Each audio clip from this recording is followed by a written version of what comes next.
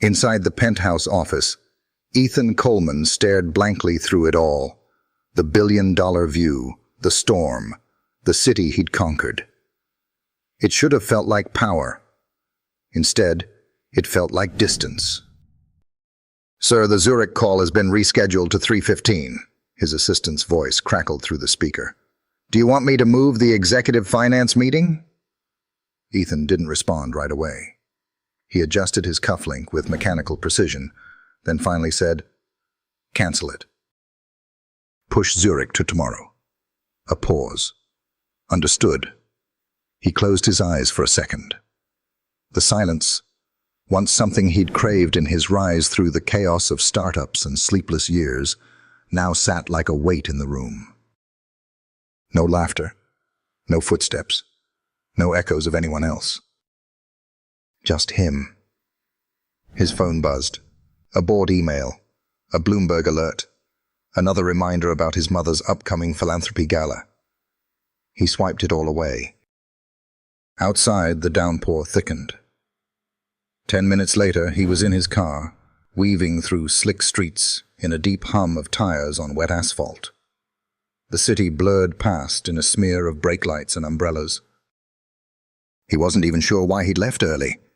Maybe it was just the need to breathe, or maybe it was that voice in the back of his mind that had started growing louder each year, asking why, after everything he'd built, nothing felt like enough.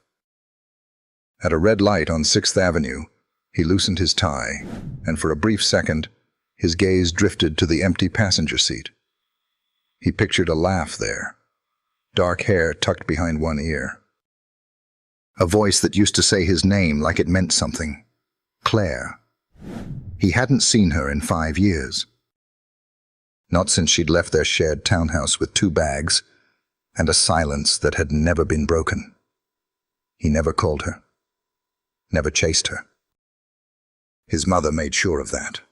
The light turned green. His foot pressed forward. The impact came not with a crash, but a snap. The steering wheel jolted as another car veered and clipped his back bumper. Nothing serious.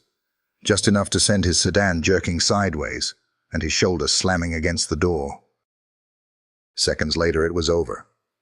He was fine. Shaken, but fine. The other driver rolled down their window, apologizing profusely. No anger flared. No adrenaline. Just the hum of his own breath in his ears. "I'm all right," Ethan said, almost surprised at his own calm. "It's nothing." "Still," the officer advised, "you should get checked out." Protocol. He didn't argue. Maybe it was easier to agree than explain why he didn't want to go back to his glass castle. At Harborview Medical Center, the fluorescent lights hummed softly. Nurses moved in quiet rhythms. Ethan sat on the edge of a vinyl chair in triage, suit slightly rumpled, phone tucked away. He watched a mother rock her toddler nearby, and something stirred in him he couldn't name. A nurse approached. "Mr. Coleman, we're just going to do a quick evaluation. Make sure there's no delayed symptoms." He nodded, stood up. They moved him through corridors, sterile and pale. He didn't notice the posters about asthma screenings or pediatric fundraisers until they passed a room where a child coughed sharply. That unmistakable, dry, wheezing sound. The nurse didn't flinch. She kept moving. They reached a curtained bay. "Just wait here. A nurse will be with you shortly." Ethan sat, tried not to think about the ache blooming across his left shoulder. Tried not to think about the ache that never left. When the curtain rustled again, he barely looked up. "Hi, I'm Claire. I'll be taking your vitals today." Silence cracked the air like a dropped glass. She stopped mid-step. He looked up. Time dissolved. She was older. Not in a way that dulled her beauty. It was deeper now, more grounded. Her hair was pulled into a low, practical knot. Her eyes, those familiar, soft brown eyes, widened as they locked onto his. "Claire," he said her name like a question. A confession, a memory. She blinked, recovering fast. Years of professionalism kicked in. "Ethan?" Her voice was flat, careful. "What are you doing here?" "Car accident." "Minor. They said to get checked." He stood slowly, voice quiet. "I didn't know you worked here." "I transferred back 2 years ago." She glanced down at the clipboard in her hand like it might offer her a way out of this moment. "Please sit." He did. She wrapped the cuff around his arm, fingers brushing his wrist. He felt the electricity of it. The tension between them crackled like the storm outside. "You've been okay?" he asked. She didn't answer immediately. "Busy," she finally said. "Working a lot." There was more she wasn't saying. He heard it in the catch of her breath, saw it in the way her fingers hesitated slightly as she took his pulse. "Claire!" a voice shouted nearby. A child's cough echoed from down the hallway again, harsh, urgent. "Bay 3, a nurse called out. "We need a pediatric nebulizer now." Claire's eyes flicked toward the hallway. Her face changed. Concern took over. Without another word, she dropped the cuff and walked quickly out, forgetting the clipboard, the protocol. He watched her go, the back of her scrubs vanishing around the corner. And something gnawed at him. Not just curiosity. Not even regret. It was something else. He stood up, ignoring the protest of his shoulder, and stepped into the hallway. He followed the sound of the cough, shallow, high-pitched, wheezy. A small boy sat propped on a bed near the nurse's station. His chest rose and fell too fast. Claire crouched next to him, holding a mask to his face, whispering something calm, soothing. "It's okay, baby. Just breathe in." "That's it. You're doing great." And then the boy looked up, and Ethan froze. He saw his own eyes, blue-gray, unmistakable. Time fractured. He stumbled back a step, as if the air itself had shifted. Claire turned, sensing the movement, her eyes locking onto his. He didn't need to ask. The answer was written all over her face. And in that instant, the tower he'd built, the one made of numbers and deals and silence, began to crack. The rain beat harder on the hospital windows, and Ethan Coleman realized he had a son. If you enjoyed this video, comment 1 to let me know. If not, comment 2. Your thought mattered to me either way. Claire's fingers trembled as she adjusted the child-sized nebulizer mask, careful not to let her hand show the quake rippling beneath her calm exterior. The boy's small chest heaved with every breath, but the medication was starting to work. His shoulders began to relax. His eyes, those impossible, haunting blue-gray eyes, blinked slowly up at her. She knew he was watching. Not the boy. Ethan. She didn't have to look to feel him behind her. The weight of his presence had always filled rooms too fast, too fully. Now, it felt heavier than ever. "Just a few more breaths, Noah," she whispered gently. "You're doing great." Noah nodded slightly, the machine hissing between his inhalations. Claire didn't dare turn around. Not yet. The silence behind her stretched, taut and crackling. Then footsteps. She finally glanced over her shoulder. Ethan stood in the hallway, just outside the doorframe. Still, pale, his gaze fixed on Noah like he was seeing a ghost. A living, breathing, 5-year-old truth. Claire stood slowly, her heart thudding in her chest. "He's—" Ethan started to speak, but the words caught. "Claire." A nurse entered the hallway behind him and paused, sensing something she shouldn't interrupt. She ducked away quietly, Claire stepped outside the room and gently pulled the door shut behind her, leaving Noah with another nurse. She met Ethan's eyes. "Not here," she said softly. "Claire, not here." Her voice cracked just slightly. But she didn't let it break. They walked in silence down the hall, past IV carts and closed exam rooms. At the end of the corridor was a staff break room. Modest, windowless, with 2 tired chairs and a vending machine humming in the corner. She shut the door behind them. Ethan didn't sit, neither did she. For a long moment they just stood there, 2 people orbiting the wreckage of a decision neither one had been ready to make 5 years ago. "You knew," he said quietly, as if he was trying to believe it out loud. "You had a child, Claire." "You had my child." She didn't flinch. "Yes." His jaw tightened. "You didn't tell me. I didn't think you wanted to know. That's not fair." "Neither was what happened," she shot back. "I left because I couldn't survive being erased in your world. I left because your mother made it very clear that I didn't belong, and you—" She stopped, breathing hard. "You didn't stop her." Ethan took a step closer, the distance between them shrinking, but she didn't move. "I didn't know," he said, voice softer now, more raw. "I didn't know you were pregnant." "I was going to tell you." Her voice cracked again. "The night I left. But you cancelled dinner to fly to Tokyo. Again." The memory sliced through both of them. She closed her eyes. "And your mother cornered me in the lobby, said if I really loved you, I'd let you go. That a woman like me—" "Don't," Ethan said quickly. "Don't repeat that. She was right, though, wasn't she?" "No," he said. "No. She wasn't." Claire let that hang in the air. If only words could take back years. "She never would have let you raise him your way," Claire said. "Not with your last name. Not in that house." Ethan looked at the floor, then up at her again.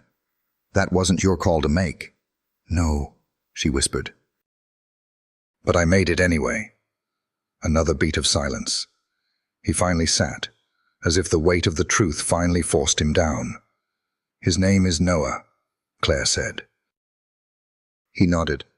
"How old is he?" "You already know." Ethan looked away.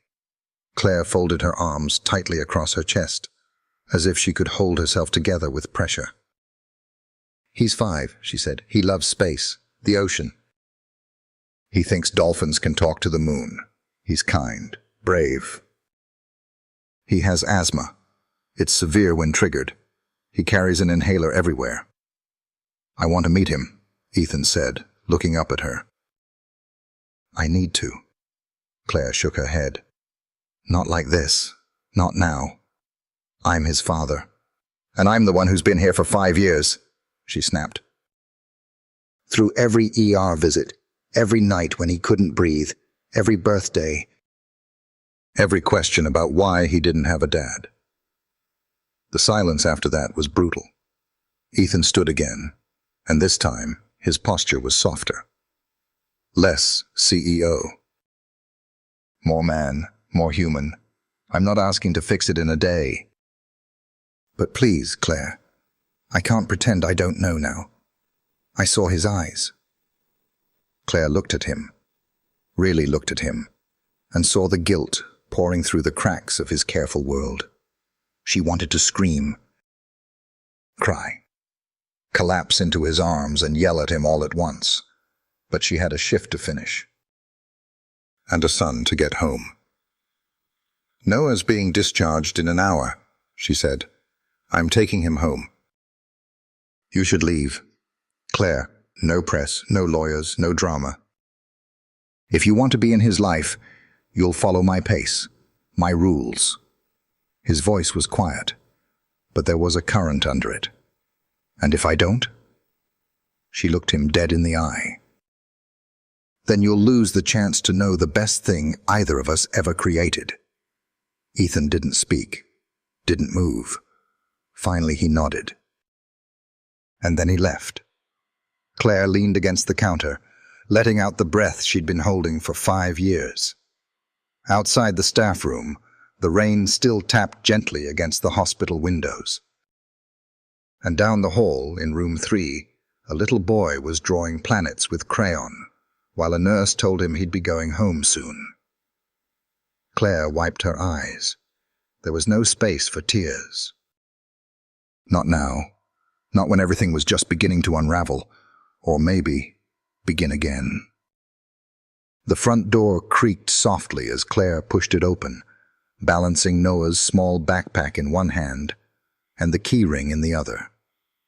The smell of chamomile and rain drifted faintly from the diffuser Lena had left running in the hallway. Soft light spilled from the kitchen, warm against the twilight blue outside. "Go wash your hands, honey," Claire said gently. Noah gave a sleepy nod, dragging his little feet down the hall. The nebulizer treatment had worn him out. Still, he looked better. Color back in his cheeks, breath steadier. His crayon drawing of Jupiter clutched in his hand. She waited until she heard the water running before dropping the keys on the counter and sinking onto the edge of the couch. The cushion didn't even dent under her. She barely breathed. Her body sat still, but her thoughts raced in jagged bursts, like skipping stones that wouldn't land. Ethan knew. It was real now. The moment she'd replayed in her mind 100 different ways, in worry, in guilt, in hope, had finally happened. And not at a time she chose. Not in a way she could control. It was sudden. Messy. Painful. Just like life had been since she walked out of his world 5 years ago. Did something happen? Lena's voice called softly from the hallway. Claire looked up to see her younger sister standing at the edge of the kitchen, damp curls tied up, wearing one of Claire's old nursing school sweatshirts. "Yeah," Claire said. "Something happened." Lena raised an eyebrow, sensing more than Claire was saying. "Work drama?" Claire gave a short laugh. "You could call it that." Lena crossed the room and sat beside her, waiting. Claire didn't speak at first. Then she pulled her hair tie free and let the strands fall. Her hands found each other in her lap. "Ethan came into the ER today." Faint crash. Minor. He was treated and cleared. "But then," she trailed off. Lena's mouth opened slowly. "He saw Noah?" Claire nodded. Silence ballooned between them, heavy, thick with years of everything unsaid. "I thought you said he'd never come back," Lena said. "I thought that too." "And now?" Claire swallowed hard. "Now he knows." Lena leaned back against the couch, arms crossed. "And what does he want?" "To know him. To be part of his life. That's what he said."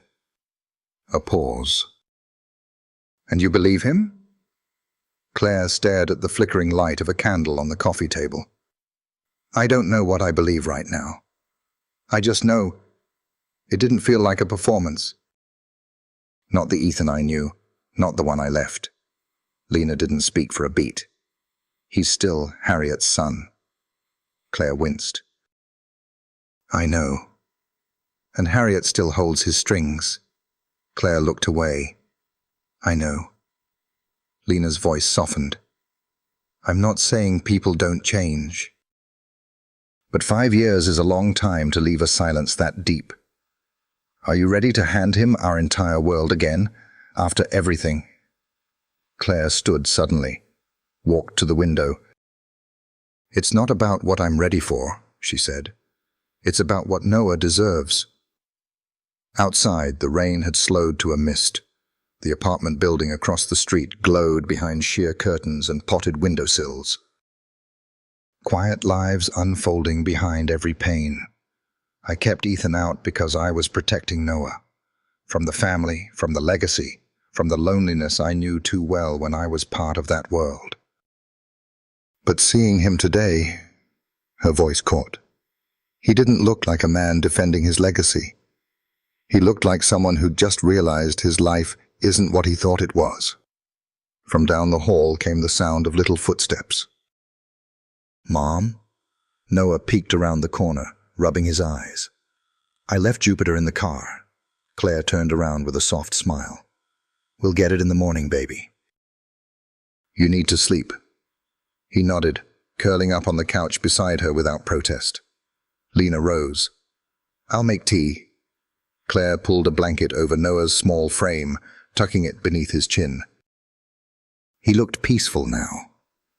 But earlier, when the air refused to reach his lungs, she'd felt the same fear she'd felt every time he wheezed in the dark, alone, without a co-parent to share the weight of it. And now there was Ethan. She traced the outline of Noah's small hand, resting against her knee. The thought of him having someone else to call Dad, a father he could admire, learn from, look like. It should have been reassuring, but it scared her. What if Ethan only stayed until it got hard? What if Harriet decided to fight? What if Claire let them in and lost the home she had worked so hard to build? Later that night, after Noah was asleep and Lena had retreated to her room, Claire sat in the quiet kitchen with a cooling mug of herbal tea. She opened her laptop, heart pounding, and typed in the search. Ethan Coleman, Coleman Energy, News. His face popped up in a dozen articles.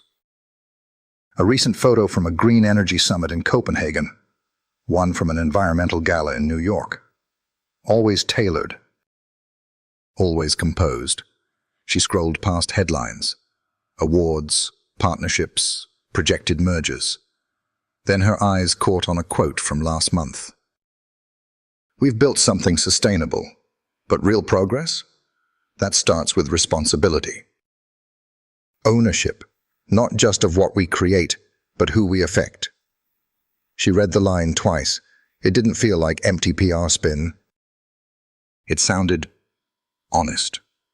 Her cursor hovered over the keyboard. Then she opened her email and started typing. Subject: About today. "I don't know where this leads, but if you're serious, we talk on my terms. No surprises. No press, no lawyers, just us. You start slow, you listen, you earn his trust, and mine. For his sake." She hesitated, then added one last line. "Don't make me regret this." She hit send, closed the laptop, and leaned back in the chair, staring up at the ceiling. In her chest, a tremor. Not fear. Not anger. Hope, fragile and sharp. The kind that comes after 5 long years of silence. And a door quietly creaking open. If you enjoyed this video, comment 1 to let me know. If not, comment 2. Your thought mattered to me either way. The morning mist still lingered over Capitol Hill when Ethan parked across from the preschool. He stayed in the car, engine off, watching the red brick building through the windshield as small children filtered inside with lunchboxes and light-up sneakers, tugging on their parents' hands. There was laughter, backpacks bouncing, bright coats like moving flowers in the gray. And then, there he was, Noah. A blue hoodie, too big in the sleeves, a paper solar system project in hand. Claire knelt beside him, adjusting the Velcro on his shoes, saying something that made him smile. Ethan's chest tightened. 5 years lost. All those mornings. All those drop-offs, gone. She stood up, brushed a curl behind Noah's ear, and walked him toward the entrance. She didn't see Ethan's car across the street. Or maybe she did and chose not to look. He didn't know what he would have done if she had. He sat there for a while, unsure of the rules anymore. Was he allowed to want this? To want to be near them? To care? The last time he'd felt this unsure was years ago, when he was 19, fresh out of school, pitching his first startup to a room of investors who looked through him like he was already a failure. That room had felt like a wall. This felt like a mirror. Later that afternoon, Claire's reply had arrived in his inbox, direct. Careful, guarded, but not closed. She was giving him a door. Ethan stepped out of the car and walked 2 blocks to the small coffee shop she'd picked. The Hollow Bean. A cozy corner spot with fogged windows and a flickering open sign. Inside, everything smelled like cinnamon and almond milk. No suits, no pressure. Just 2 empty mugs on a back table, waiting for something real. Claire was already seated when he walked in. Her eyes met his instantly. She was different now. Not just older, richer somehow. Grounded. Like someone who had faced every storm and learned how to stand still in the center of it. He approached slowly. "Hi." "Hi," she said back. No hug, no smile, just an invitation to sit. He took the chair across from her. "You found the place," she said, stirring her tea. "I did." He glanced around. "Not really my usual scene. Exactly why I picked it." He smiled softly. "Fair." She didn't return it. "I meant what I wrote," she said. "I don't want drama. Not for Noah. Neither do I." Claire's gaze was sharp, unblinking. "You say that now." "But you come with headlines, Ethan. Money. Expectations. Your life doesn't leave much space for a 5-year-old, and a bedtime routine." He nodded slowly. "You're right." She blinked, surprised at the lack of pushback. "I built my life around control," he said. "Schedules, systems, power." But then I saw him, and all of that felt small. Claire looked down at her cup. "He's bright," she said quietly, "and gentle. He believes whales sing to each other at night, and he won't go to bed unless we say goodnight to every planet." Ethan smiled again, but this time it was soft. Painful. "I want to know him, Claire. However you'll let me." She looked up, studying him. "This isn't about a photo op. Or PR, or doing the right thing. I need to know that if I open this door, you won't walk through it only to walk out again." Ethan's throat tightened. "You think I would leave him?" "I think people make promises they don't know how to keep," she said. "Especially people who've never had to live with the consequences of their absence." He didn't argue. Claire leaned forward slightly. "So, if you want this, Noah, a relationship, any kind of trust, then it starts slow. You show up, you stay, and when it's hard, you stay harder." He nodded. "Okay." Her jaw flexed, emotion flickering in her eyes. "He thinks his dad is a star." Ethan froze. "Every time we pass a telescope, he asks if that's how I found you." "He's filled in the blanks with magic." She looked away, blinking fast. "So when you show up, don't disappoint that version of you, because it's the only one he's ever known." Ethan swallowed hard. "I won't." Their server returned, setting 2 warm croissants on the table between them. Neither reached for them. Claire finally sat back, a small breath escaping her. "He has art class tomorrow. I'll text you the address. Come by." "Quietly. Just observe." Ethan nodded. "And one more thing," she added, tone firmer now. "If your mother finds out, she won't," he said, cutting her off gently but clearly. "Not from me." Claire stared at him for a long second. She was trying to decide if she believed him. Then finally she gave a small nod. The check came. Ethan reached for it. Claire didn't argue, but her expression reminded him that money wouldn't buy a single inch of forgiveness. Outside, the rain had started again, light. Steady. They walked toward their cars in silence. The air between them wasn't warm, but it wasn't cold either. Before they parted, Ethan turned to her. "He really believes I'm a star?" Claire paused, then nodded. "You used to be mine," she said softly, "before you burned out." And with that, she walked away. Ethan stood there for a long moment, watching her figure disappear into the rain. She didn't look back. But somehow, for the first time in years, he felt like maybe she wanted to. The art classroom smelled faintly of glue sticks, washable paint, and fruit snacks. It buzzed with the kind of soft, innocent chaos only a room full of preschoolers could create. Tiny chairs wobbled under restless legs. Paper suns and wobbly hearts hung from the ceiling. In the corner, a girl tried to glue a feather to her forehead, while a boy next to her painted Mars blue. Ethan stood in the doorway, quiet and still, as if stepping into a world that might shatter if he moved too quickly. Claire had told him to come and just observe. No introductions, no surprises. He'd taken a meeting off his calendar for this, shifted a board report, told his assistant he was off-site. It was the first time in years that he'd cancelled something for reasons not tied to money, deadlines, or optics. Across the room, Noah sat at a low table, completely engrossed in painting swirls on a cardboard rocket.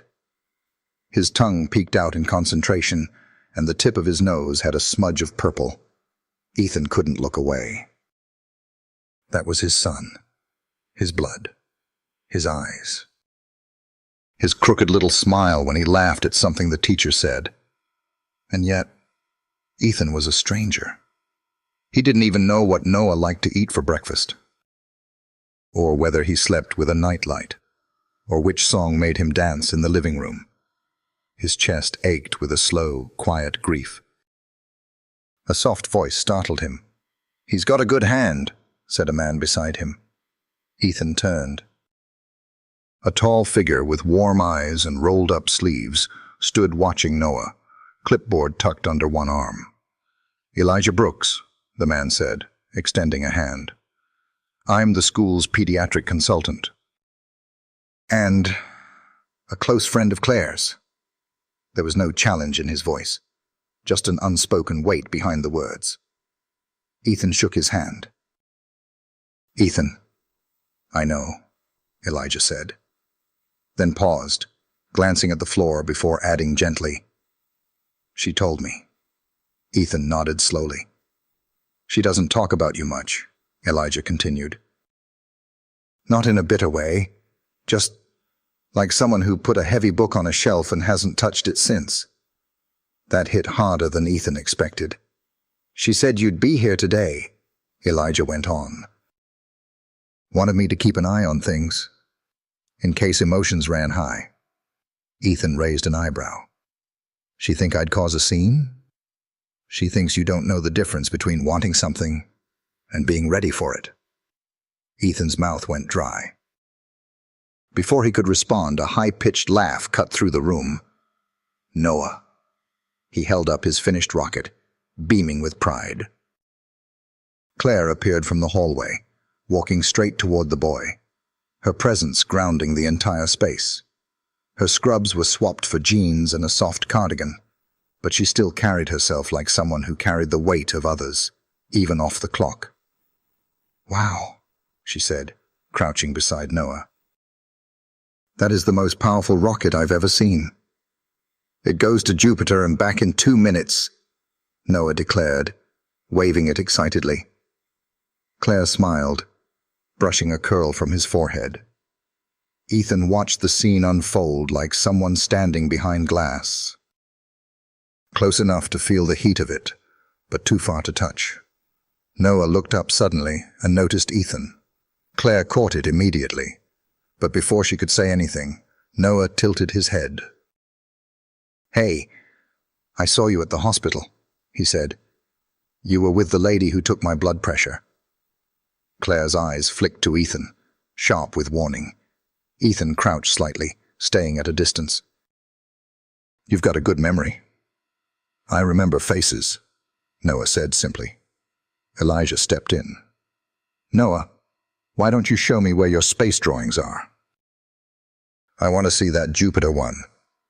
The boy grinned and ran to grab his folder. Claire stood, arms crossed. "That wasn't part of the plan. He recognized me." "I didn't say a word," Ethan said, hands raised. Claire sighed, rubbing her temples. "He's observant. And curious, and smart. If you're going to be in his life, you need to learn how to protect his innocence, not push it." "I wasn't trying to push anything." "Maybe not," she said. "But you're used to pushing, to making things move on your schedule. Noah's not your next pitch or your next market, Ethan. You don't just insert yourself and call it progress." He flinched. "I know that." She stepped closer. "Do you?" "Because one slip, one headline, one moment of ego, and he's the one who pays. Not you, not me." Their eyes locked. "I'm not here for ego," he said. "I'm here because I looked at him and realized I can't live the rest of my life knowing I stood on the outside of that joy." Claire's mouth tightened. Her guard didn't drop, but something behind her eyes flickered. Elijah returned, hand on Noah's shoulder. "He wants to know if you'll stay for story time," he said gently, eyes on Claire. Noah looked up, hopeful. "You can sit in the back. That's what the other parents do." Claire exhaled slowly. She looked at Ethan, then gave a small nod. "Just the back." Ethan followed them into the reading room, sat down in the corner, and listened as Noah curled up cross-legged on the mat, listening intently as the teacher read about constellations and wishes. And for the first time in years, Ethan didn't think about his next meeting, or his public image, or his bank account. He watched his son. And when the story ended, and Noah's tiny voice asked a question about stars and love, Ethan's heart finally broke open. Because he realized that this little boy, this second chance, wasn't something he had earned. It was something he was being allowed to try for. One small, fragile step at a time. Ethan sat alone in the back of the boardroom, the conference table stretching before him like a runway he no longer wanted to land on. The room buzzed with muted conversation as executives filed in, adjusting ties, sipping espressos, flipping through printed agendas. A slide deck glowed on the wall. Q3 strategic growth objectives. He wasn't hearing any of it. His eyes drifted toward the floor-to-ceiling window. Outside, the sky hung low and gray over Seattle. Rain again. Always rain. It had only been 2 days since he sat in that preschool watching Noah curl into a rug and ask if stars could fall in love. And something inside Ethan hadn't settled since. "Ethan?" Mitchell, the CFO, cleared his throat. "You want to open with the solar grid update?" Ethan blinked. "No. Go ahead." "I'll join in later." Mitchell nodded, surprised, but didn't question it. Ethan leaned back in his chair, loosening his collar. He should have cared about the numbers. The margins. The merger talks, hanging in delicate balance. But all he could think about was a boy in a paint-stained hoodie, asking if Saturn had feelings. The moment had unmoored him. After the meeting, he stepped into his private office. Sleek. Expensive. Quiet. The view stretched toward the sound, but it felt like a backdrop now. Not a life. He pulled out his phone. no messages. He didn't expect any. Claire had been clear. Noah's routine came first, and if Ethan wanted a place in it, he had to earn that place slowly. Without pressure, he scrolled to Claire's name, hesitated, then typed, "Would it be okay if I dropped off some space books for Noah this weekend? Just to read." No expectations. He stared at the blinking cursor, then hit send. The reply came an hour later. Saturday morning. Short visit. "Bring coffee. You remember how I take it." A single line, but it cracked something warm open inside him.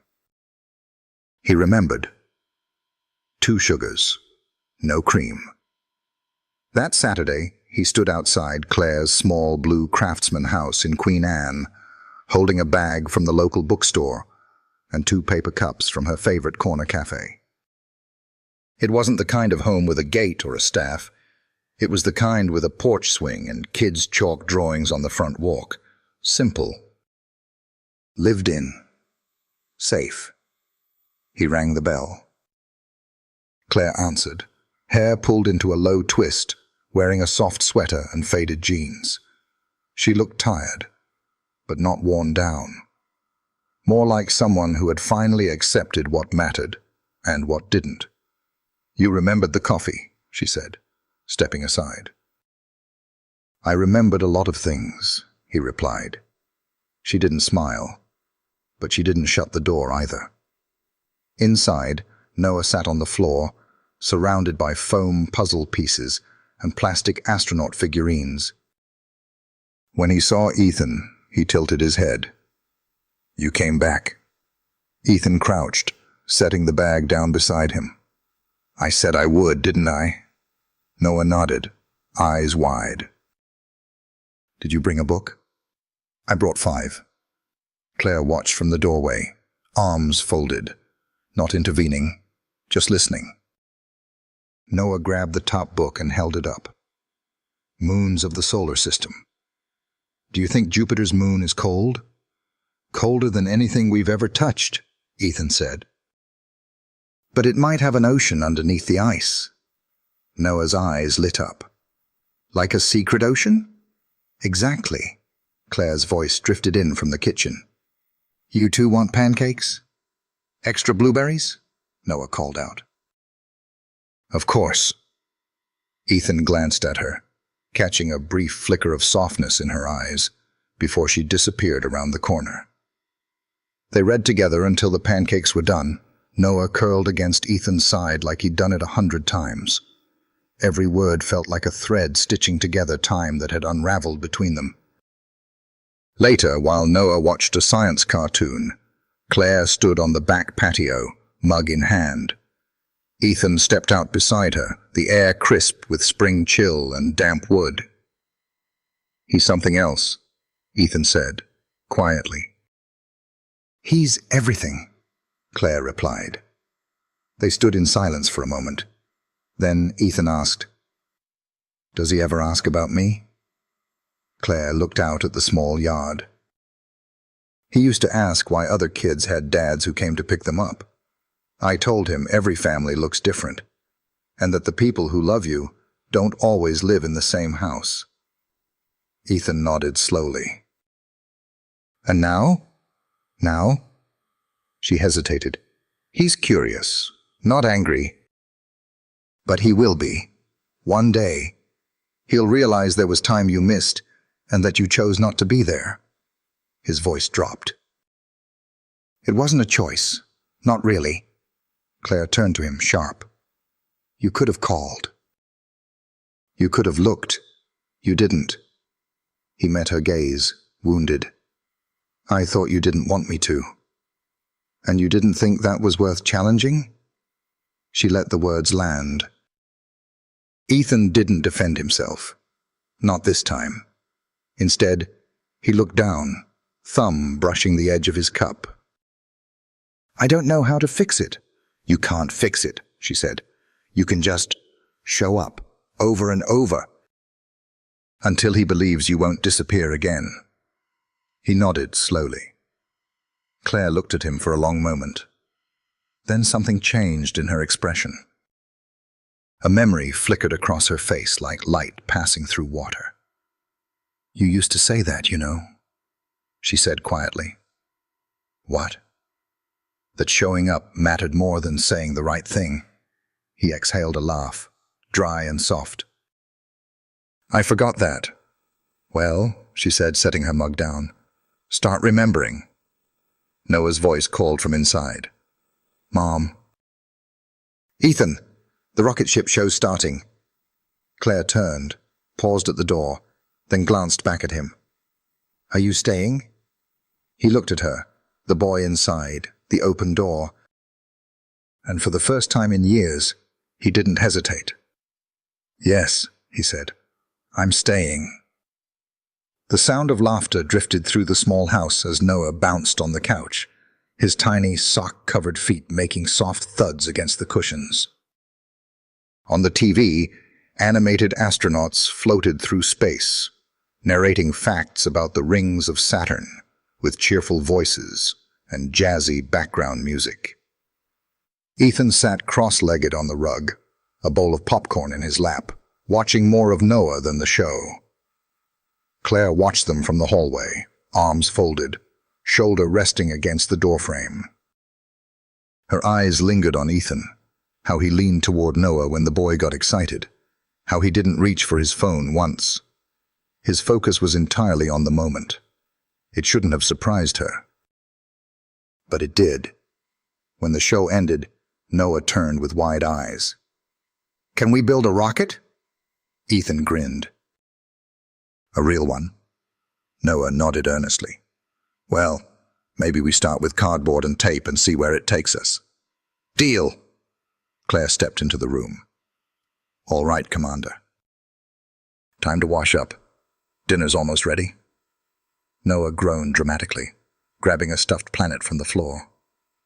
"Fine. But I'm not taking off my space socks." Claire raised an eyebrow. "They can stay, as long as the rest of you gets clean."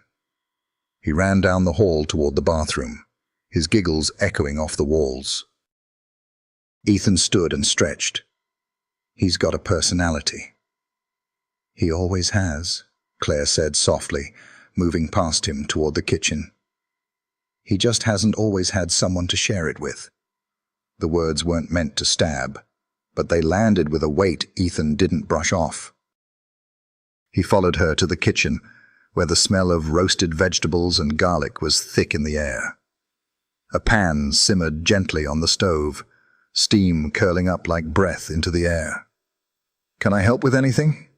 he asked, slipping into the rhythm of the domestic space, like it was foreign terrain. Claire gave him a quick glance. "You can set the table. Plates are in the cabinet above the sink." He moved without question, hands finding the plates, fingers brushing the smooth ceramic like they held more significance than usual. "Smells amazing," he said. "I cook," she replied, matter of fact. "Noah's a picky eater unless it's roasted or comes in star shapes." Ethan smiled. "He gets that from you. You always hated raw tomatoes." Claire paused at the stove. "You remember that?" "I remember a lot more than you think," he said. "I just buried it under a schedule." She turned the burner off and looked at him directly for the first time since they walked into the kitchen. "You were good at disappearing into work," she said. "You made it look noble." Ethan didn't defend himself. He finished placing the forks. "I didn't know how to be anything else back then," he said.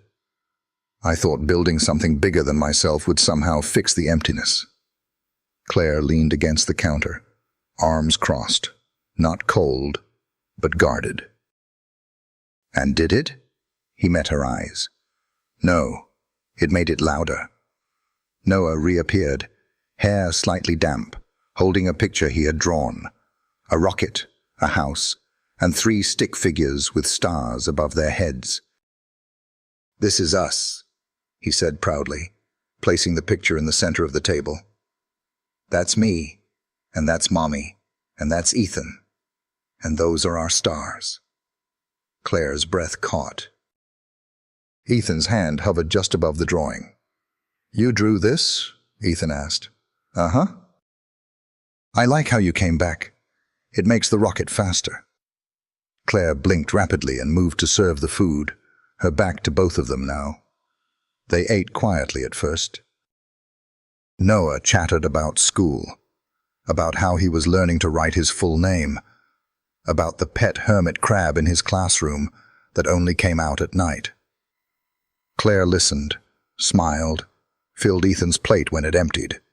It was easy. And that somehow made it harder. After dinner, Claire cleared the plates, while Ethan helped Noah sort through his books. When the boy finally yawned mid-sentence, Claire stepped in. All right, stargazer. Time for bed. Will Ethan read one more page? Claire hesitated. Ethan stood. Only if it's okay with your mom. She looked at Ethan, then at Noah, then nodded once. One page. Noah climbed into bed, pulling his rocket-printed blanket up to his chin.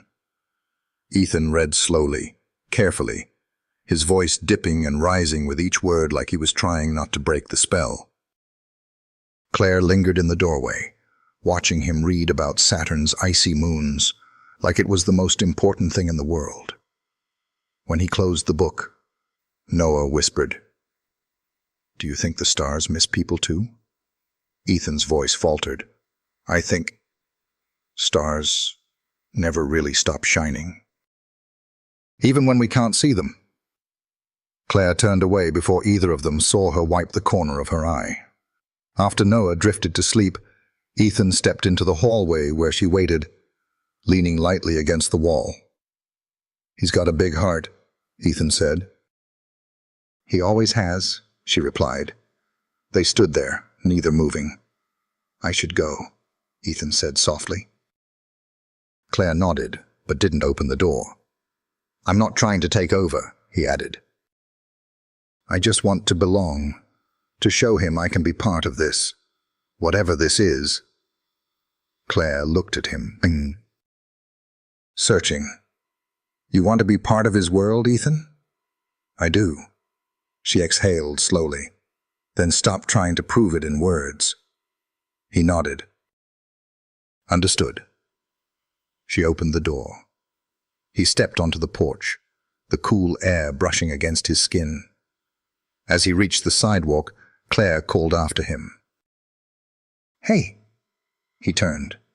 She hesitated. I drink tea now. Mornings.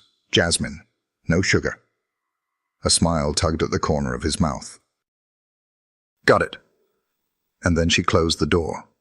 Slowly, this time. But not all the way. Ethan's office buzzed with a low hum of conversation, phones ringing, and the rhythmic tapping of keyboards. He sat at his desk, jaw tight, eyes locked on the email glowing on his screen. Subject, media inquiry, request for comment on recent family rumors. He didn't need to read it twice. His hands curled into fists. He picked up the phone and buzzed Natalie, his assistant. Who leaked it? I don't know, she said quickly. It could have been someone from the preschool or a board member. Someone saw you at the reading event, maybe. Shut it down. All of it. I want legal and PR looped in before the hour's over. Yes, sir. He ended the call and pushed back from his desk, pacing toward the windows. Seattle's skyline stretched out in fog-draped grays, but he didn't see any of it. All he could see was Claire's face. She had trusted him. Just barely. And now that trust was dangling over headlines. His phone buzzed again, a known number. He answered anyway. I told you once, came the clipped voice, smooth and unmistakable. Personal affairs reflect on public image. Ethan, what were you thinking? His stomach dropped. Mother, I warned you. You're monitoring media tips now? I protect this family. Someone has to. He turned away from the window, voice sharper. You don't get to speak for this family anymore." Harriet paused, then sighed like he was a child who'd knocked over a vase. "This child, this entire situation, changes things. You're days away from a deal that took years to build. Think about what kind of leverage that gives your competitors. I'm not interested in playing defense with my son's existence." "Ethan." "No," he cut in firm. "This is my life, not your campaign. You think Claire will keep this quiet forever? She has nothing to lose." His voice went cold. "You don't know her." "I knew enough to know she was never going to fit," Harriet snapped. "She didn't understand what it meant to carry your name. That's why she left." "No," he said, each word deliberate. "Word. She left because I didn't protect her from you." The silence on the other end was absolute. He hung up. At Claire's house, the late afternoon sun filtered through the front window, casting golden stripes across the rug where Noah sat building a tower out of blocks. Claire sipped her jasmine tea, barely tasting it, her phone in her lap. She'd seen the email 5 minutes ago. The subject line had landed like a punch. Media inquiry regarding Claire Reyes and alleged child of Ethan Coleman. Her stomach twisted. She hadn't said a word, hadn't posted a photo, hadn't stepped a single inch outside the lines she and Ethan had carefully drawn. And still, they'd come for it. Lena's keys jingled at the door before she stepped inside, coat half-buttoned and eyebrows already raised. "You saw it?" Claire nodded. "Do you think it was him?"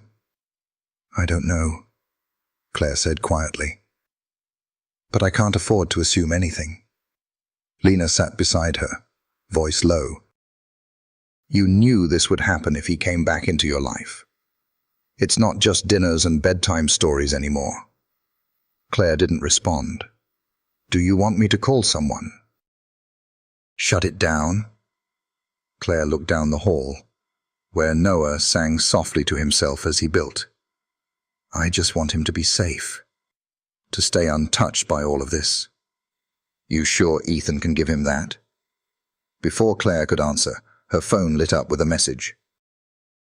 "Ethan, I'm coming over. We need to talk. I didn't leak it." She read it twice, then got up. When Ethan arrived 20 minutes later, Claire opened the door but didn't invite him in right away.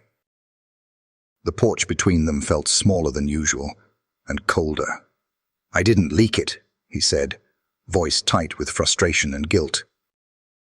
"But someone did, someone close enough to guess what's going on." She didn't speak, just let the silence hover long enough to make him flinch. "My mother knew," he added quietly. "She called me. She threatened me." Claire folded her arms. "And?"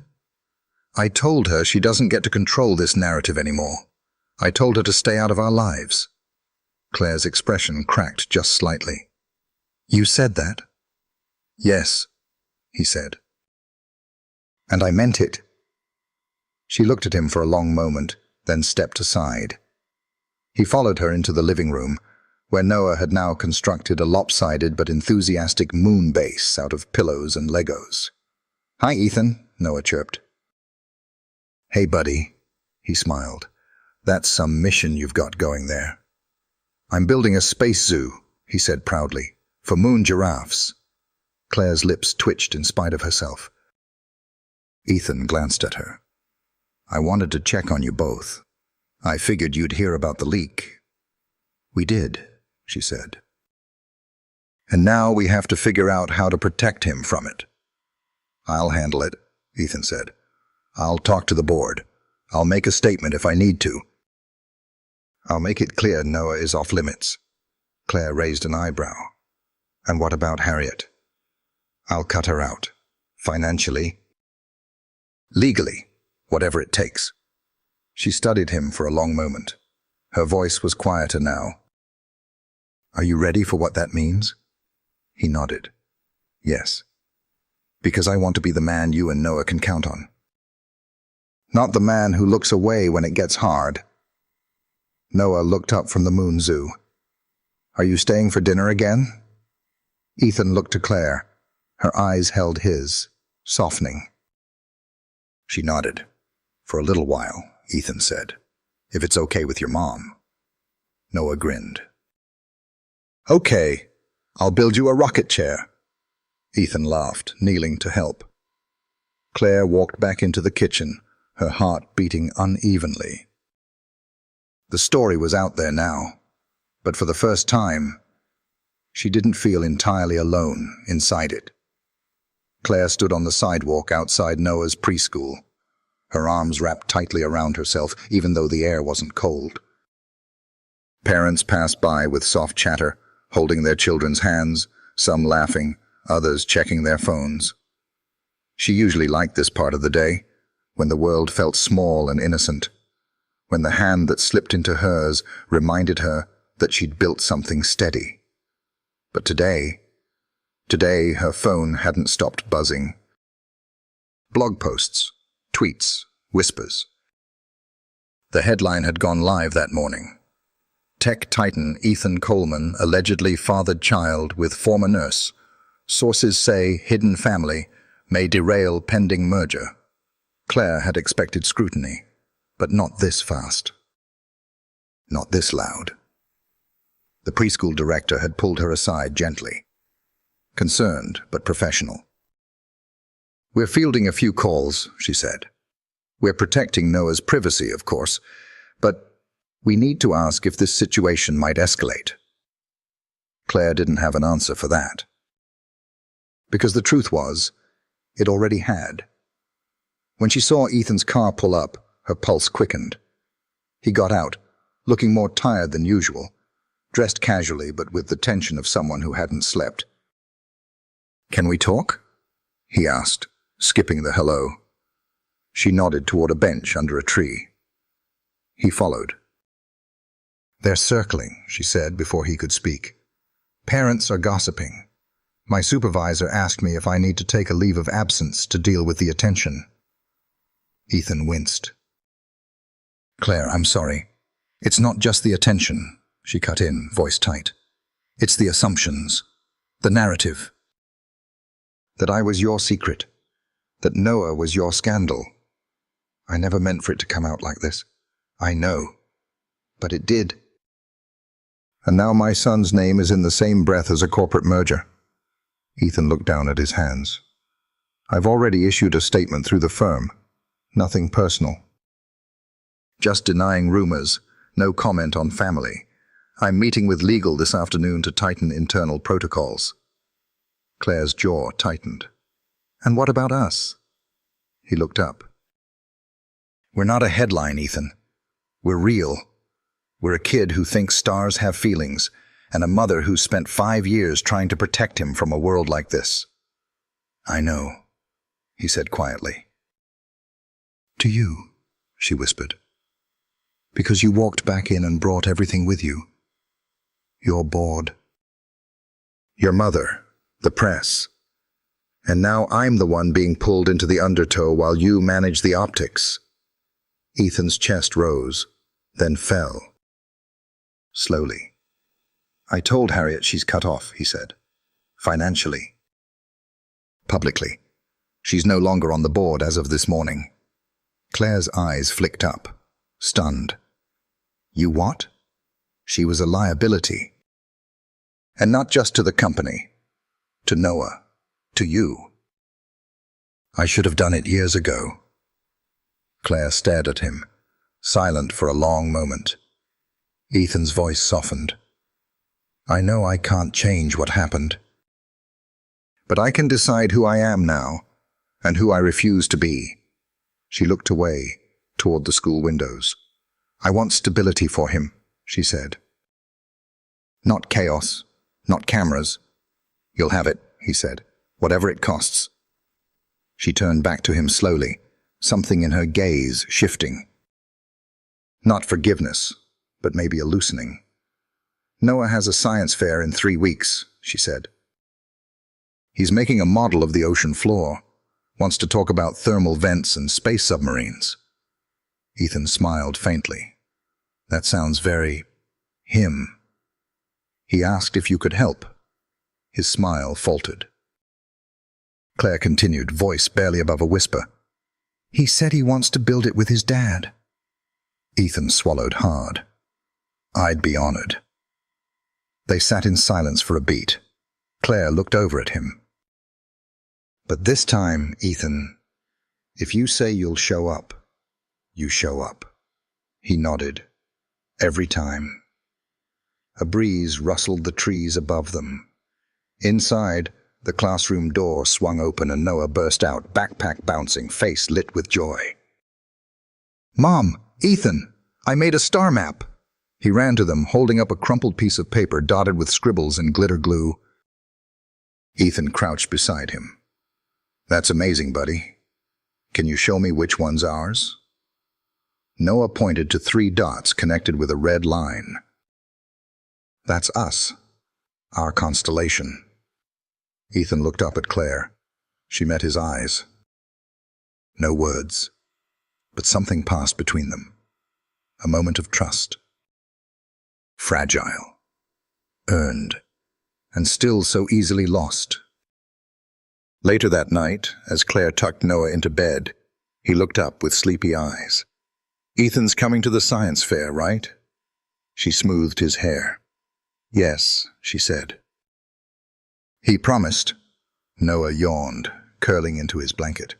Good, 'cause stars are better when there's more of them. Claire turned off the light, heart aching in a way she hadn't expected. Outside the window, the city shimmered quietly beneath the night. And somewhere in that sky, 3 small stars drifted just a little closer together. Rain tapped gently against the windows of Claire's living room, the kind of soft, persistent drizzle that made everything quieter. The coffee table was covered with colored paper, foam sea creatures, and a half-finished science project. A cardboard model of the ocean floor taped onto a tri-fold board. Noah sat cross-legged on the rug, holding a glue stick like a scalpel. Should we put the thermal vents here? He asked, pointing toward the deepest part of the model.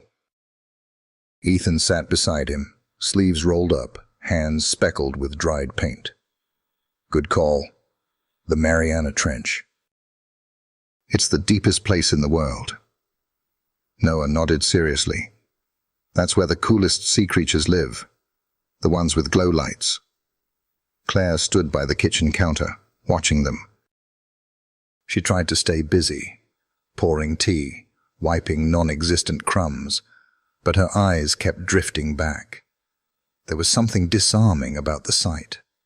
Ethan, in sweatpants and a faded grey t-shirt, leaning in to help his son glue a jellyfish to cardboard, like it was the most important job he'd ever had.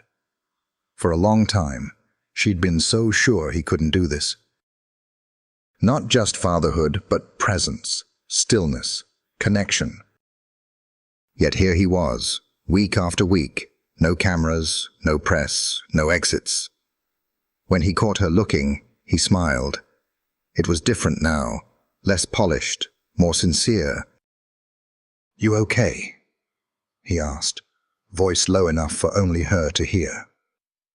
Claire nodded, then walked over to the couch and sat, nursing her mug. Noah, fully absorbed, didn't notice the shift in energy between them. But Claire did. His teacher called, she said softly. Said he's been drawing family constellations every day. Connecting stars in 3s. Ethan's smile faded into something quieter. That's... wow. I think he's adjusting better than I am, she admitted, letting the words hang between them. Ethan leaned back against the couch, elbows on his knees. I don't blame you, he said. You carried all of this alone. You don't need to rush into trusting me again. Claire tilted her head, watching him. That's the thing, Ethan. It's not about trusting you with me. It's trusting you with him. That's the difference now. He looked at her, something raw in his expression. I know, and I want to keep earning that trust, however long it takes. Before Claire could respond, a knock rattled the front door. She stood, cautious. Visitors weren't common at this hour. When she opened it, Lena stood there, umbrella in one hand, tension written all over her face. "You need to see this," she said without preamble, handing over her phone. Claire stared at the screen. An article, another one. Exclusive. Anonymous source confirms paternity of CEO Ethan Coleman's son. Photos inside family home. Spark privacy concerns. Claire's breath caught.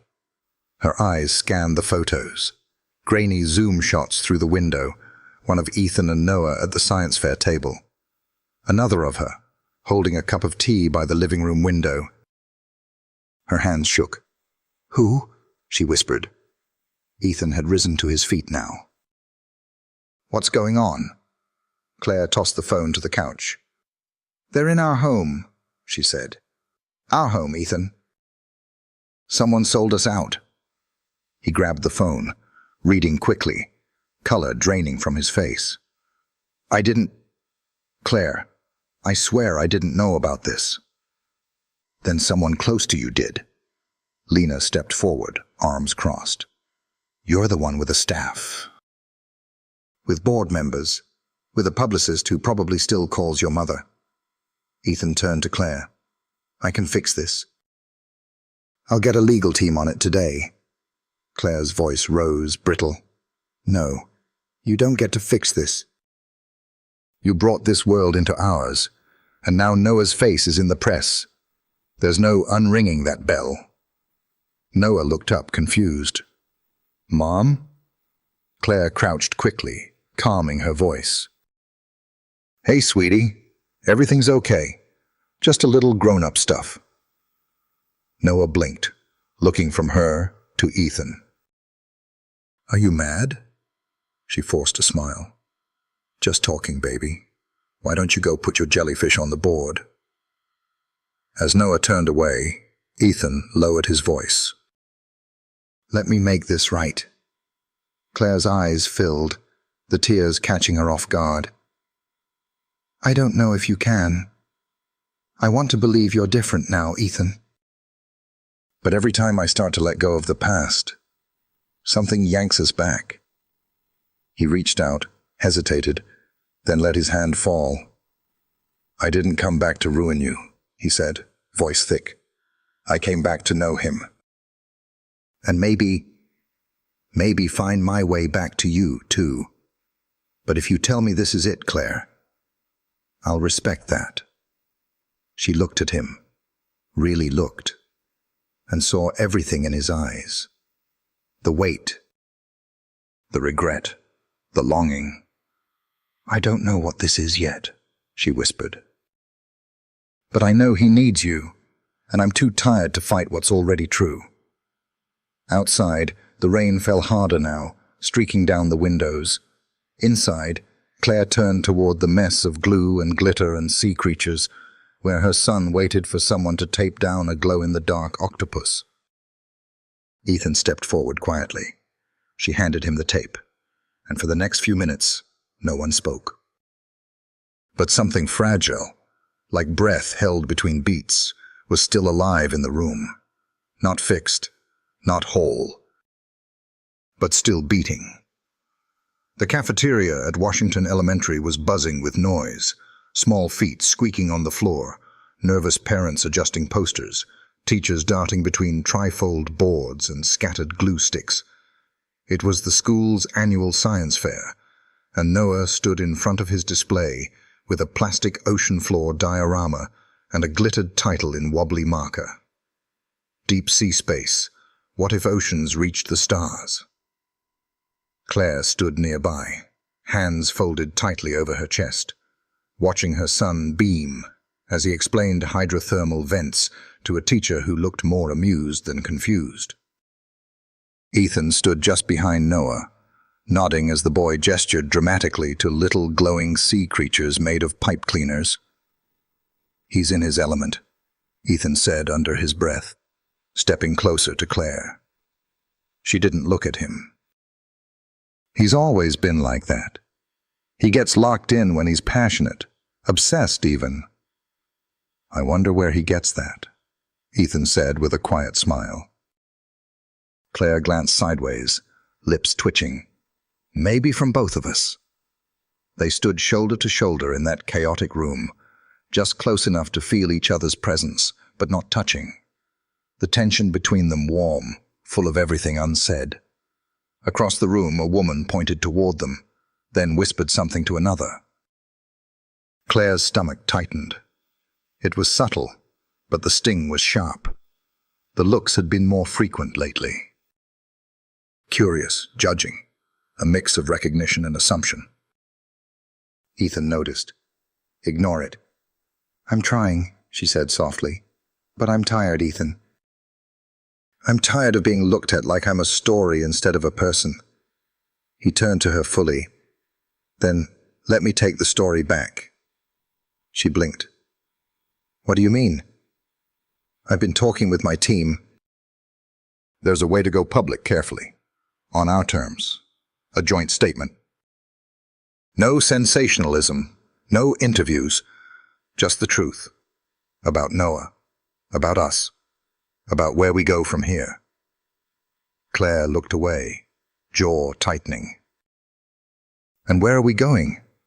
Ethan hesitated. Wherever you let me. Before she could respond, a high-pitched cough cut through the noise. It was Noah. Claire's head whipped around. He stood frozen by his display, hand to his chest, the beginnings of panic in his eyes. The familiar wheeze had already started, that terrible catch between inhale and exhale. Mom? He gasped. Claire rushed forward. Noah, sweetheart, look at me. It's okay. You're okay. Ethan dropped to his knees beside them. Inhaler? In his bag, Claire said, trying to keep her voice calm. Ethan was already moving, grabbing the little rocket backpack from under the table, unzipping it with shaky fingers. He handed her the inhaler, but Claire's hands were trembling too hard to use it.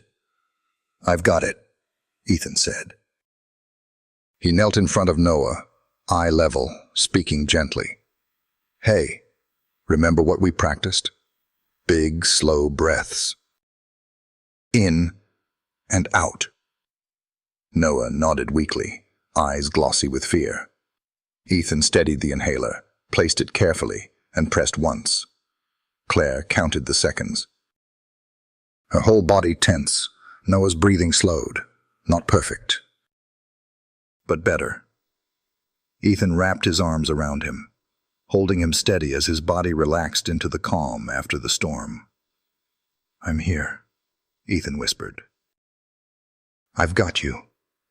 Claire crouched beside them, brushing hair from Noah's damp forehead. You're okay, baby. You're safe. Noah leaned into Ethan's chest, and for a moment the noise of the room faded around them.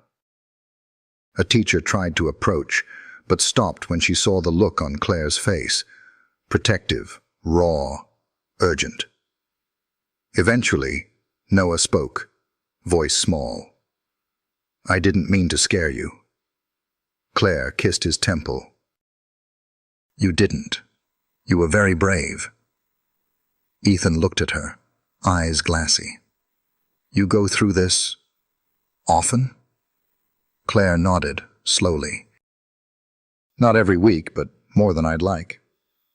And you've always done it alone? She didn't answer. She didn't need to. Ethan held Noah tighter, his voice breaking. I'm so sorry, Claire. I should have been here. I should have known. She didn't cry. Not there. Not in front of the room full of watching eyes.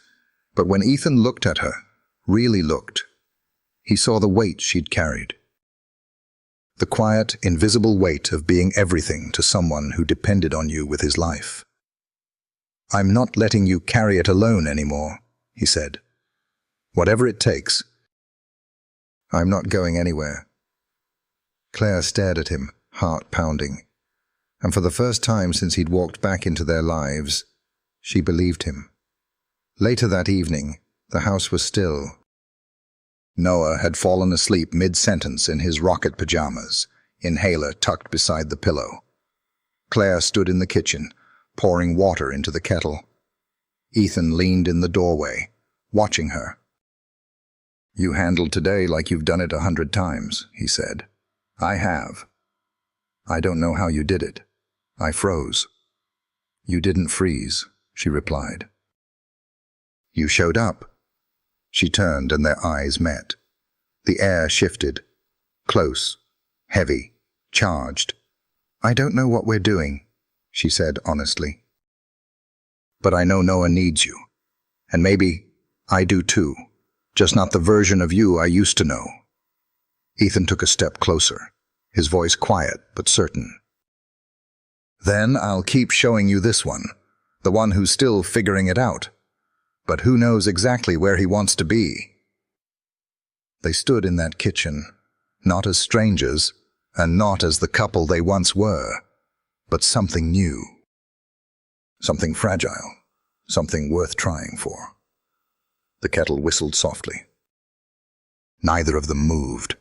A soft golden light bathed the living room as Saturday morning crept in, filtered through gauzy curtains Claire hadn't replaced in years, the kind that warmed the walls and made everything feel softer than it really was. Claire sat on the floor beside the coffee table, sorting through a pile of construction paper, stickers, and worn coloring books. Noah was in his bedroom, humming off-key to a space-themed playlist while he carefully arranged his stuffed animals by planet. Ethan stood by the window, sipping coffee slowly, like he was afraid to break the quiet. It had been 3 days since the science fair. 3 days since panic turned into something else, something binding. Claire finally spoke, not looking at him. "He's asked for you every day since." Ethan turned, voice quiet. "I've been waiting for the okay." Claire met his eyes. "You've earned more than waiting by the door, Ethan." He took a breath. "Then I want to start helping with routines. Not just the weekends and science fairs. Mornings. School drop-offs, real life." She gave a half smile. "Real life isn't very glamorous." "I'm not looking for glamour anymore," he said. "I'm looking for home." The words lingered. Claire stood and walked into the kitchen. He followed. The tea kettle was already whistling, but she didn't move to turn it off right away. Instead, she stood there staring at the stove, her hand resting on the counter, as if steadying herself. "I'm scared," she admitted. "Not of you failing, but of me hoping." Ethan's voice was gentle. "I know. I spent so many years trying to convince myself we were better apart," she continued. "That I could build a full life without you. And I did. I did it. I know you did," he said. "I see it every time I look at him." She turned then, slowly. "I'm not asking for all of it back," Ethan said. "But I am asking to build something new. Something better." She finally reached for the kettle, poured water over the tea leaves with deliberate care. The steam rose between them like breath. Outside, the sound of Noah's footsteps padded through the hall. He appeared in the doorway, holding a drawing. "Mom, Ethan, I made a new family picture. This one has a telescope and pancakes in it." Claire laughed softly, brushing a hand over his hair. "Let's see." Noah held it out proudly. 3 stick figures stood under a sky full of stars. One was holding a telescope. One was flipping pancakes.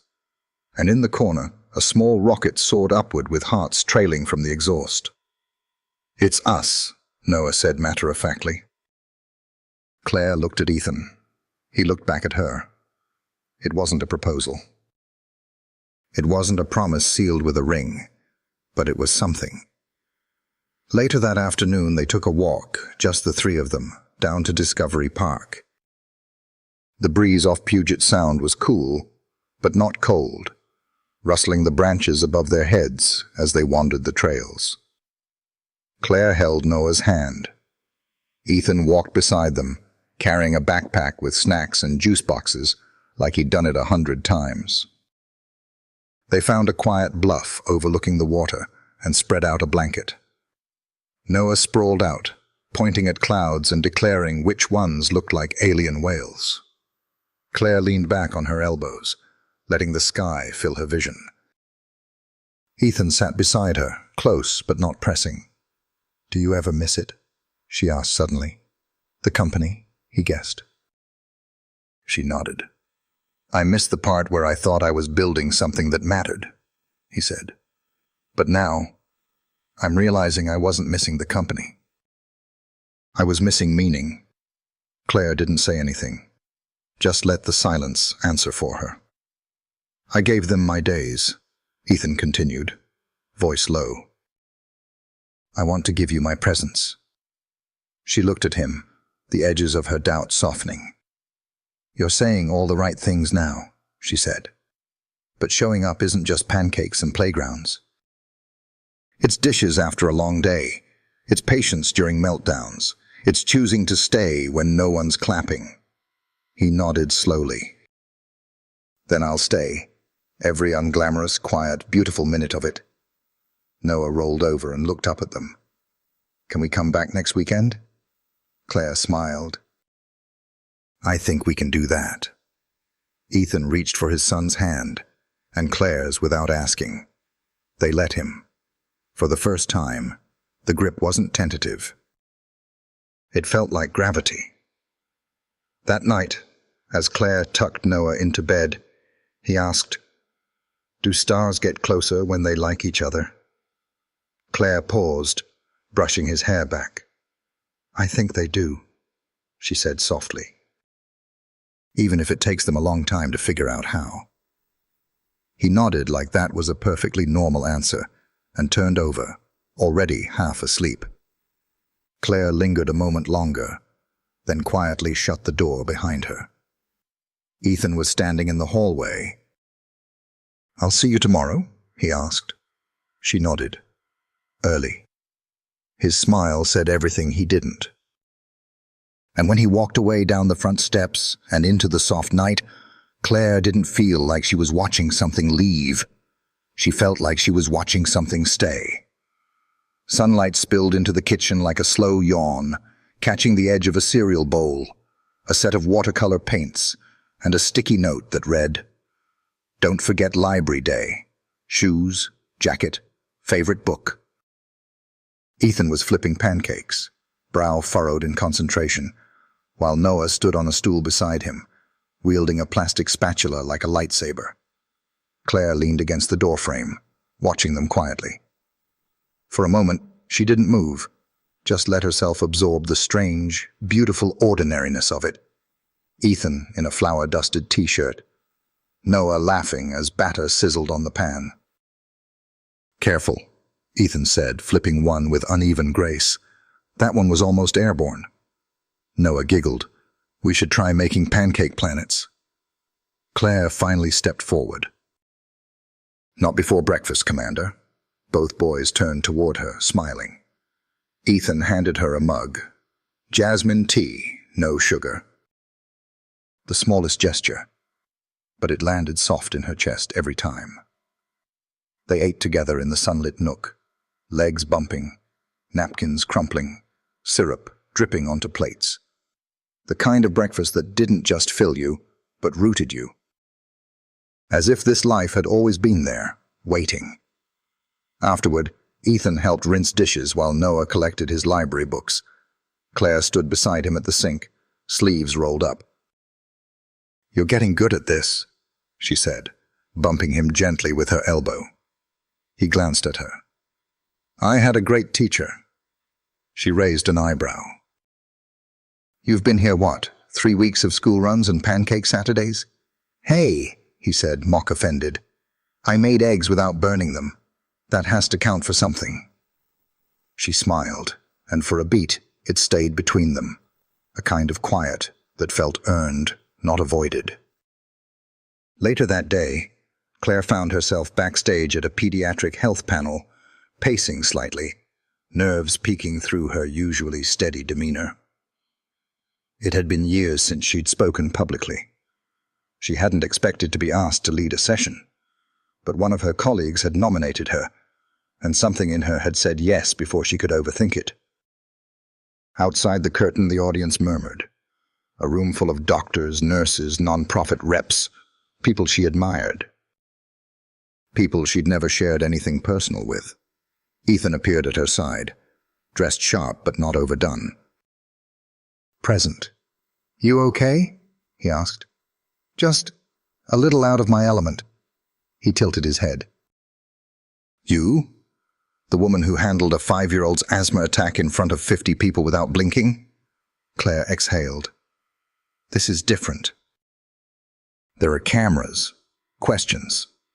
It's not just about medicine. It's about how I handled being a single mom in a system that's never made space for stories like mine." Ethan stepped closer. "Then tell that story. No polish, just truth." Claire looked at him. "You think that's enough?" "I think it's exactly what people need." Her gaze softened. "You're different than you used to be." He didn't respond with words, just held her eyes, still steady, certain. When her name was called, Claire walked onto the stage to soft applause. She scanned the crowd, found Ethan near the back. He wasn't filming. Wasn't scrolling his phone, just watching her with the quiet pride of someone who finally understood the cost of what she'd carried. She spoke clearly. Not from notes. She talked about late-night ER shifts and learning to balance a clipboard and a crying baby. About advocating for patients when she barely had the strength to advocate for herself. About choosing hope when the world handed her silence. The room was still when she finished, and when she stepped off the stage, her knees shook, not from fear, but release. In the hallway afterward, Ethan caught her hand. "That," he said, voice thick, "was brave." She didn't let go. "I almost didn't do it." "I'm glad you did." They were still holding hands when Noah ran up, backpack bouncing, holding a paper star he'd made at the on-site kids' workshop. "Look, it's a constellation. It's our family." Claire crouched. "Which one are we?" "That's me," he said, pointing to the biggest star. "And this is you and Ethan. We make a triangle." Ethan knelt beside them, tracing the lines with his finger. "A strong shape," he said. "Hard to break." Claire looked at him, then at Noah, then slowly leaned into the space between them, letting her head rest on Ethan's shoulder. It wasn't a declaration, but it was trust. And in that moment, surrounded by paper stars and the soft hum of new beginnings, it was more than enough. The front steps creaked under Claire's feet as she carried a basket of folded laundry to the porch, setting it beside her before lowering herself onto the swing. It was late, almost 9 p.m., but the Seattle air was still warm, carrying the scent of damp leaves and the faint hum of a distant ferry horn. Inside, the house was quiet. Noah had fallen asleep, wrapped in his rocket blanket, still clutching a glow-in-the-dark constellation map Ethan had taped above his bed. The same one they'd pointed at together, night after night, like it was some kind of roadmap home. Claire leaned back, letting the porch sway with her. The night held that strange stillness that came just before something shifted. Ethan stepped out a moment later, carrying 2 mugs, hers in his right hand.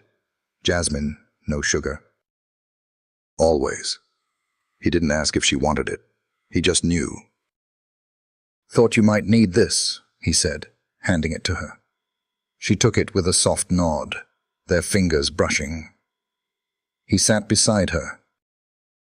The swing rocked in a slow rhythm, the wood groaning beneath years of quiet stories and long exhales. It had been a gift from her father, Back when Noah was still crawling and the world was simpler, or maybe just quieter. Ethan looked out at the yard. I didn't think I could ever want this. Stillness. Predictability. But now, I can't imagine anything else. Claire sipped her tea, letting the words settle. Sometimes you don't know what peace looks like until you stop running from it, she said. He looked over at her. Do you still think I'm running? She hesitated, not out of doubt, but out of honesty. No, she said finally, but I think you're still learning how to walk here. Ethan smiled faintly. Fair enough. Claire set the mug down on the railing. Harriet called me. His expression shifted instantly. She's not reaching out for Noah, not directly. But she's asking questions. She wanted to meet, quietly. Said she wants to understand the situation better. Ethan ran a hand over his face. She doesn't want understanding. She wants control. Always has. I figured, Claire said, but I thought you should know. He turned to her fully. You don't have to handle her anymore. I told you, she's out of our life. Claire held his gaze. You can say that, Ethan, but unless you put it in writing, she'll find her way back in. A beat passed. Then Ethan stood, pulled out his phone, and began typing. What are you doing? She asked. Emailing my legal team. I want a family trust drawn up. One that includes Noah, his education, health, future support, and your name as co-trustee. Not mine. Not Harriet's. Yours. Claire stared at him. I want to protect what we've built, he continued. And make it clear, publicly and legally, that there is no version of our lives that includes her interference. He hit send, then looked at her again. I should have done this years ago. Claire's voice was quiet. You couldn't have. You weren't ready. He sat down again, a little closer this time. I'm not asking you to forgive everything. I'm asking you to believe in what we have now, not what we lost. Claire studied him, her eyes searching his. You're doing the work, she said. And that matters more than any apology. He exhaled, and for the first time in a long time, he looked light. They sat in silence for a while, the kind that didn't need filling. Then from inside the house, soft footsteps approached. Noah. Sleepy-eyed, dragging his blanket, he stepped onto the porch and climbed into Claire's lap without a word. What's wrong, baby? She whispered. I had a dream, he mumbled, eyes half closed, that the stars disappeared. Claire kissed his forehead. They don't disappear. Sometimes we just can't see them, but they're still there. Noah turned toward Ethan. You'd tell me if the stars were gone, right? Ethan reached over, brushing a hand over Noah's curls. Always, and I'd stay until they came back. Noah nodded once, then closed his eyes against Claire's chest. Ethan watched them for a long moment. I don't need a map anymore, he said quietly. This is where I want to be. Claire looked down at her son, at the man sitting beside her, at the home they'd rebuilt one small, fragile choice at a time. And for the first time since the storm began 5 years ago, she let herself believe the calm could last. Late afternoon sunlight spilled through the tall pine trees at Discovery Park, casting long golden shadows across the grass. The picnic blanket was spread beneath their favorite spot, just west of the bluff, where the trees opened and the sea stretched wide and open and still. Claire unpacked the sandwiches and fruit, while Ethan adjusted Noah's collapsible telescope, his fingers careful and precise. It was Noah's 6th birthday. Quiet by choice. No party hats or bounce houses. Just the three of them, a constellation cake with too much frosting, and the soft rhythm of the ocean below. The kind of day that didn't announce itself with noise, but settled deep into memory. Noah buzzed with excitement, bouncing in place beside the telescope. "Is it almost dark yet?" "Almost," Ethan said. "Stars need patience." Claire smiled at that, tucking a strand of hair behind her ear. "That should have been your birthday theme." Noah giggled. "Stars and snacks." Ethan passed him a juice box. The essentials of any proper space mission. They sat together in the quiet, watching the sun ease down toward the horizon. Claire leaned back on her elbows, face tilted toward the last of the light. It had been 6 months since the science fair. 6 months since panic turned into presence, since Ethan had stopped being the echo of a life left behind and started becoming part of the present. One breakfast, one bedtime, one moment at a time. There had been no grand reproposal. No sudden declarations or sweeping reunions, just slow, real growth. And now, this. Ethan reached into the bag beside him and pulled out a long, narrow box wrapped in dark blue paper. "Hey, birthday star. Got something for you." Noah's eyes lit up. "Is it more space socks?" "Better," Ethan said, handing it over. Noah tore it open. Inside was a sleek notebook, hardbound, navy blue, with silver stars etched into the cover. Inside the front flap, a single sentence was written in Ethan's handwriting. "To the boy who reminded us the sky is never the limit." Noah opened it slowly, fingers tracing the first page. "It's your explorer's journal," Ethan explained. "Every mission, every discovery, every thought. All yours." Noah grinned, hugging it to his chest. "I'm going to fill it with star stuff." Claire's throat tightened. He was so much like both of them. As the last sliver of sun disappeared, Noah leaned into Claire's side, notebook still in his lap. Ethan took a breath. "Claire." She turned toward him, eyes soft. He reached into his coat pocket and pulled out a small velvet pouch. Not a ring, but something else. He placed it in her palm. She opened it slowly. A delicate gold charm rested inside, shaped like a tiny constellation. 3 stars, connected. She looked up at him. "It's not a symbol of the past," he said. "It's a reminder of what we've built, one choice at a time."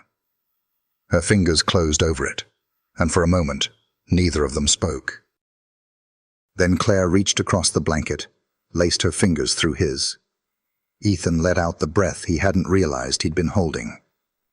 Noah pointed at the sky. "There, I see one. That one's ours, right?" Claire followed his finger. "Yes, that one's definitely ours." They lay back together on the blanket, the 3 of them in a row, arms touching, breaths sinking. Noah whispered, "If stars can come back every night, maybe people can too." Claire's eyes shimmered. Ethan turned his head toward her. "He's yours." "He's ours," she whispered. Silence fell again, but not the kind that hurts. The kind that heals. Above them, the sky bloomed open with stars, and beneath it, something stronger than forgiveness quietly took root, something gentler than promises, but more permanent than words. A family, not perfect, but real. And finally, whole.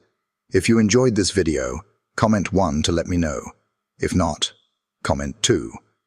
Your thought mattered to me either way.